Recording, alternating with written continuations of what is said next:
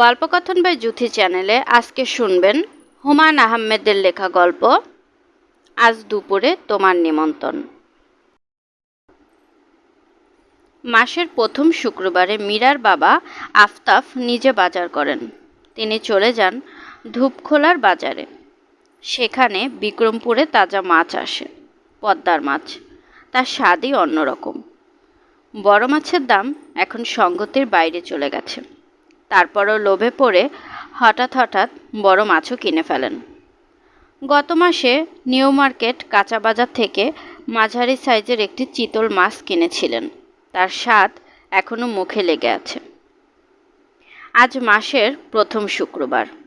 আফতাব নাস্তা শেষ করে চায়ের কাপে চুমুক দিচ্ছেন। তখন মীরা তার সামনে এসে দাঁড়ালো। মীরার বয়স 21। সে ঢাকা ইউনিভার্সিটিতে ইকোনমিক্সে পড়ছে, 3rd ইয়ার। আফতাব বললেন, মা কিছু বলবি? মীরা বলল, আজ মাছ কিনতে যাবে না? যাব। কেন? এমনি জিজ্ঞেস করছি। বাবা, আমার খুব ইচ্ছে করে দেখি কিভাবে তুমি মাছ কেনো। মাছওয়ালার সঙ্গে দরদাম করি, চেঁচামেচি করি, তোর দেখতে ভালো লাগবে না। মীরা বলল, তোমার সঙ্গে যেতে ইচ্ছে করছে। বাবা, আমাকে সঙ্গে নাও না প্লিজ। আফতাব কিছুক্ষণ মেয়ের দিকে তাকিয়ে থাকলেন। মেয়ে বড় হয়েছে, কিন্তু ছেলে মানুষে এখনো যায়নি। তিনি গম্ভীর গলায় বললেন, উদ্ভট চিন্তা ভাবনা। যাই হোক, রেডি হ। বাবা, আরেক কাপ চা খাবে? আমি নিজে বানাবো। তোকে বানাতে হবে না, হাত পুড়বি। তোর মাকে বল, চা খেয়েই রওনা হব। দেরি করে গেলে ভালো মাছ কিছুই পাওয়া যাবে না। মীরা চা বানাতে গেল। আফতাব টেলিফোন করলেন তার ছোটবেলার বন্ধু শামসুদ্দিনকে। সংসারের অতি খুঁটিনাটি বিষয় তিনি তার বন্ধুকে না জানিয়ে পারেন না। হ্যালো শামসু, এমন বিপদে পড়েছি। কি বিপদ? মীরাকে নিয়ে বিপদ। সে আমার সঙ্গে ধূপখোলা মাছের বাজারে যাবে। ভালো তো, নিয়ে যাও। ছোটবেলাও এরকম যন্ত্রণা করত। অফিসে যাবে, গলা ছেড়ে কান্না, সঙ্গে যাবে। বাপসোহাগী মেয়ে পেয়েছ। আমার বদমাইশটা কালো গাঁজা খেয়ে বাসায় ফিরেছে। তোমার ভাবি পালঙ্কের কাঠ খুলে পিটিয়েছে, রক্তারক্তি কাণ্ড। ছেলে করে জীবন দিয়ে দিয়েছিল। আজমিন শরীফে গিয়ে সুতা বেঁধে এসেছে ছেলের জন্য। এখন ছেলের মজা বুঝছে। গাঁজা, ফেন্সিডিল কোনোটাই বাদ নাই। আচ্ছা, রাখি। আফতাব প্রশান্ত মনে মেয়েকে নিয়ে রিকশায় বের হলেন। মাছ প্রসঙ্গে মেয়েকে নানান ধরনের জ্ঞান দিলেন। মীরা বাবার ডান হাত শক্ত করে ধরে আছে। আফতাব মনের আনন্দে গল্প করে যাচ্ছেন। এক এক সিজনে এক এক মাছ, বোয়াল, চিতল খেতে হয় শীতে। তখন তাদের গায়ে চর্বি থাকে। বর্ষায় কই সবচেয়ে ভালো। কই তখন সাইজে ছোট থাকে, তবে মাংস থাকে মাখনের মতো নরম। রিঠা সবচেয়ে সুস্বাদু মাছ। একবার খেলে মুখে স্বাদ লাগে থাকে 1 মাস। তবে সমস্যা আছে। কি সমস্যা? রিঠা মাছ কিনতে হয় জীবন্ত, মরা মাছ বিষাদ। মীরা বলল, আজ কি মাছ কিনবে বাবা? আজ তুই যাচ্ছিস, তোর পছন্দে কিনবো। তোর পছন্দ কি? বড় চিংড়ি মাছ পাওয়া যাবে? অবশ্যই পাওয়া যাবে। চিংড়ি মাছ কিনতে হয় কালার দেখে। চিংড়ির গা হতে হবে সবুজ। বড় পাবদা মাছ কি পাওয়া যাবে বাবা? পদ্মার ফ্রেশ পাবদা মাঝে মাঝে পাওয়া যায়, তবে সিলেটের হাওরের পাবদা অসাধারণ। দেখি তোর ভাগ্যে কি আছে। তোর যা যা পছন্দ সবই কিনব। মীরা বলল, থ্যাংক ইউ বাবা। চিংড়ি পাওয়া গেল না, তবে টাটকা পাবদা পাওয়া গেল। কানকো নড়ছে এমন একটা আইর মাছ পাওয়া গেল। বড় বড় কই পাওয়া গেল। চাষের কই না, দেশি কই। শেষটায় মাঝারি সাইজের একটা ইলিশ মাছও কেনা হলো। আফতাব টাকার দিকে তাকালেন না। মেয়ে প্রথমবার শখ করে মাছ কিনতে এসেছে। 2 দিন পর মেয়ের বিয়ে হয়ে যাবে। কান্নাকার হাতে পড়বে কে জানে। হয়তো জীবন পার করবে মলা মাছ আর কুচু চিংড়ি খেয়ে। মীরার মা শাহানা চোখ কপালে তুলে বললেন, এত মাছ? মীরা বলল, হ্যাঁ এত মাছ, সব রাখবে, ফ্রিজে তুলে রাখবে না। কে খাবে? মীরা বলল, আমার এক বন্ধুকে আজ দুপুরে খেতে বলেছি মা। বন্ধুটাকে? অতসী? না, অতসী না। তার নাম কি? নামের দরকার আছে মা? সে অনেকদিন ভালো মন্দ খায় না, মেসে থাকে। একবেলা মেসে খায়, একবেলা বাইরে খায়। মেসের খাবার কি জানো মা? 1 পিস ফার্মের মুরগি আর ডাল। সে ফার্মের মুরগি খায় না বলে শুধু ঝোল দিয়ে ভাত খায়। ছেলে না মেয়ে? ছেলে, নাম শওকত। শাহানা হতভম্ব গলায় বললেন, একটা ছেলেকে তুই দুপুরে খেতে বলেছিস? মীরা মার চোখ থেকে চোখ নামিয়ে মেঝের দিকে তাকিয়ে হ্যাঁসূচক মাথা নাড়ল। শাহানা বললেন, তোর সঙ্গে পড়ে? না। কি করে? প্রাইভেট টিউশনি করে। অনেক দিন ধরে চাকরি খুঁজছে, পাচ্ছে না। এরকম একটা ছেলের সঙ্গে তোর পরিচয় কি করে হলো? মীরা জবাব দিল না। সত্যি তাকে দুপুরে খেতে বলেছিস? হুম। কবে বলেছিস? গতকাল। তার মেসে গিয়ে তাকে বলে এসেছি, সে খুব খুশি। তার মেসে যেতে হলো কেন? ওর মোবাইল ফোন নেই মা। স্কলারশিপের টাকা পেয়ে আমি একটা কিনে দিয়েছিলাম, হারিয়ে ফেলেছে। তুই তাকে মোবাইল ফোন কিনে দিয়েছিস? হুম। তুই কি প্রায় তার মেসে যাস? হুম। মা, তোমার জেরা শেষ হয়েছে? জেরা শেষ হলে রান্না শুরু করো। আমি ওকে ঠিক 2টার সময় আসতে বলেছি। হতভম্ব শাহানা বলল, ওই ছেলেকে দেখে তোর বাবা কি বলবে এই নিয়ে ভেবেছিস? না। তোর বাবার রাগ তুই জানিস? জানিস না? জানি। সে ছেলের ঘাড়ে ধাক্কা দিয়ে তাকে রাস্তায় ফেলে দিতে পারে, পারে না? পারে। সেটা কি ছেলের জন্য সম্মানের ব্যাপার হবে, নাকি তোর জন্য সম্মানের হবে? আমার তো ধারণা পুরো ঘটনা জানার পর সে তোকে শুদ্ধ ঘাড় ধাক্কা দিয়ে রাস্তায় ফেলবে। তখন কি করবি? তার মেসে গিয়ে উঠবি? ফার্মের মুরগির ঝোল দিয়ে ভাত খাবি? মীরা চুপ করে দাঁড়িয়ে আছে। তার চোখ ছলছল করছে। চোখ থেকে 1 ফোঁটা পানি টপ করে মেঝেতে পড়ল। শাহানা চোখের পানি পড়ার দৃশ্যটা দেখলেন। তার মন মোটেও নরম হলো না। তিনি কঠিন গলায় বললেন, ছেলের বাবা কি করে? বাবা মারা গেছেন। যখন জীবিত ছিলেন তখন কি করতেন? মুদির দোকান চালাতেন। ছেলের বাবা তাহলে বিজনেস ম্যাগনেট? মেয়েরার চোখ থেকে আরেক ফোঁটা পানি পড়ল। তার বাঁ চোখ থেকে আরেক ফোঁটা পানি পড়ল। বাঁ চোখ থেকেই পানি পড়ছে, ডান চোখ শুকনো। শাহানা বললেন, এত সাহস কিভাবে করলি?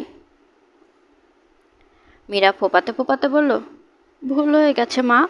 আজও জন্মদিন। আমাকে বলেছিল প্রাইভেট টিউশনি থেকে আজ কিছু টাকা পাবে।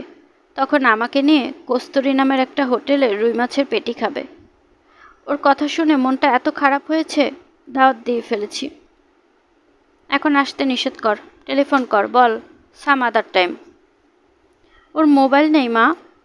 যা মেসে গিয়ে বলে আয়।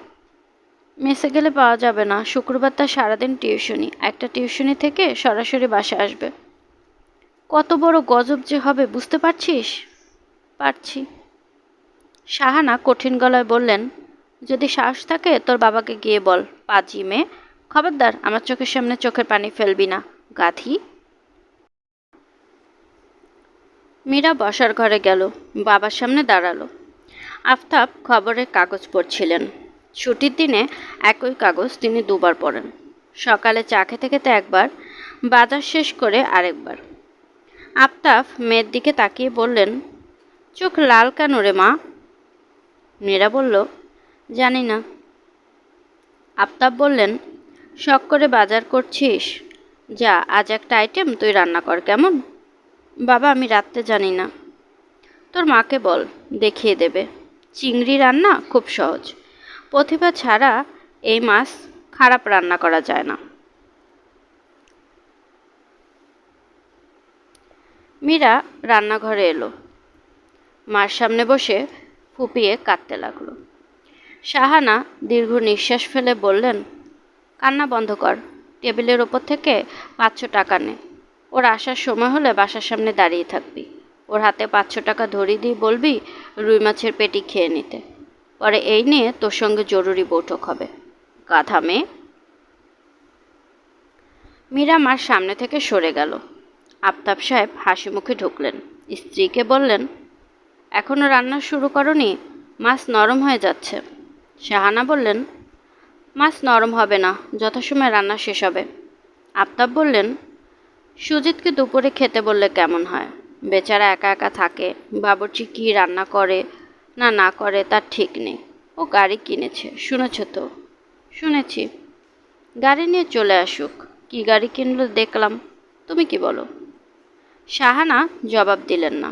সুজিতের সঙ্গে মীরার বিয়ের কথাবার্তা হয়ে গেছে। সে ডাক্তার, লন্ডন থেকে FRCS ডিগ্রি নিয়ে এসেছে। তার বাবা মা মীরাকে পছন্দ করে আংটি পরিয়ে গেছেন। মীরা সে আংটি পরছে না। মাকে বলেছে আংটিটা বড় হয়েছিল, আঙুল থেকে কোথায় যেন খুলে পড়ে গেছে। শাহানা মেয়ের কথা বিশ্বাস করেছিলেন। এখন বুঝতে পারছেন ঘটনা কি। আফতাব বললেন, কি কথা বলছো না কেন? শাহানা বললেন, আজ পিতা কন্যা বাজার করে এনেছো, তোমরাই খাওয়া দাওয়া করো, বাইরের কাউকে ডাকলে ফরমাল ব্যাপার চলে আসবে। তাও ঠিক, মীরাকে চিংড়ি মাছ কীভাবে রাঁধতে হয় শিখিয়ে দাও, দেখি তোমার মেয়ের হাতের রান্নার কী অবস্থা। শাহানা বললেন, তোমার সঙ্গে আমার বিশেষ কিছু কথা আছে, এখন বলবো না পরে বলবো বুঝতে পারছি না। গলির মোড়ে শওকতকে দেখা গেল। সে আজ ইস্ত্রি করা পাঞ্জাবি পরেছে, পায়ে নতুন স্যান্ডেল। আজই চুল কেটেছে বলে অদ্ভুত দেখাচ্ছে। তার হাতে দোলনচাপা ফুলের তোড়া। মীরা এগিয়ে গেল। শওকত বলল, দেরি করে ফেললাম? মীরা বলল, না। শওকত বলল, টিউশনির টাকাটার জন্য অপেক্ষা করতে করতে দেরি হলো। পেয়েছো? পেয়েছি, এই টাকাতেই তো নতুন একটা স্যান্ডেল কিনলাম। ভয়ঙ্কর খিদে লেগেছে। মীরা, তোমাদের বাসায় রান্না কি? ভালো কথা, তোমার বাবা মা আমাকে দেখে আপসেট হবেন না তো? মীরা বলল, আজ বাসায় একটা সমস্যা হয়েছে, অনেক লোকজন চলে এসেছে। আজ বাসায় তোমাকে নেব না। ও আচ্ছা, আসো এই রেস্টুরেন্টে ঢুকি, কিছু খেয়ে নাও। রুই মাছের পেটি পাওয়া যায় কি না দেখো। আমি বাসায় চলে যাচ্ছি, এই টাকাটা রাখো। টাকা লাগবে না, টাকা আছে। প্লিজ টাকাটা রাখো তো, আজ আমার নিমন্ত্রণ। রেস্টুরেন্টে আছে শুধু তেহারি, মুরগির ঝাল ফ্রাই ছিল, শেষ হয়ে গেছে। শওকত তেহারির অর্ডার দিয়েছে। বয়কে বিনীত গলায় বলল, ঝাল ফ্রাইয়ের ঝোল যদি থাকে আলাদা করে একটু ঝোল দেবেন। তেহারি চলে এসেছে। মুরগির ঝাল ফ্রাইয়ের ঝোল এসেছে, পেঁয়াজ, কাঁচামরিচ, সালাদ এসেছে। শওকত খাওয়া শুরু করবে, তখনই আফতাব ঢুকলেন। এদিক ওদিক তাকিয়ে এগিয়ে গেলেন শওকতের দিকে। গম্ভীর গলায় বললেন, তোমার নাম শওকত? শওকত থতমত খেয়ে উঠে দাঁড়ালো। আফতাব বললেন, আমার মেয়ে তোমাকে দুপুরে খাবার নিমন্ত্রণ করেছে? জি স্যার। টেবিলে খাবার দেওয়া হয়েছে, খেতে আসো। আমার মেয়ে তোমার জন্য অপেক্ষা করছে। আফতাব সাহেব ছেলের পিঠে হাত রাখতে রাখতে বললেন, আমার মেয়েটা খুব কাঁদছে। এত কান্নার কি আছে বুঝলাম না। সে আজ জীবনে প্রথম চিংড়ি মাছ রান্না করেছে, খেয়ে দেখো তো কেমন। শুনছিলেন হুমায়ুন আহমেদের লেখা গল্প আজ দুপুরে তোমার নিমন্ত্রণ। আজকের গল্পটি কেমন লাগলো কমেন্ট করে জানাতে ভুলবেন না।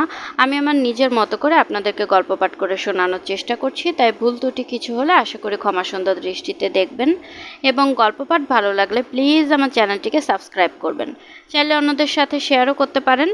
গল্পকথন বা জুথি চ্যানেলের সাথেই থাকবেন আশা করছি। আল্লাহ হাফেজ।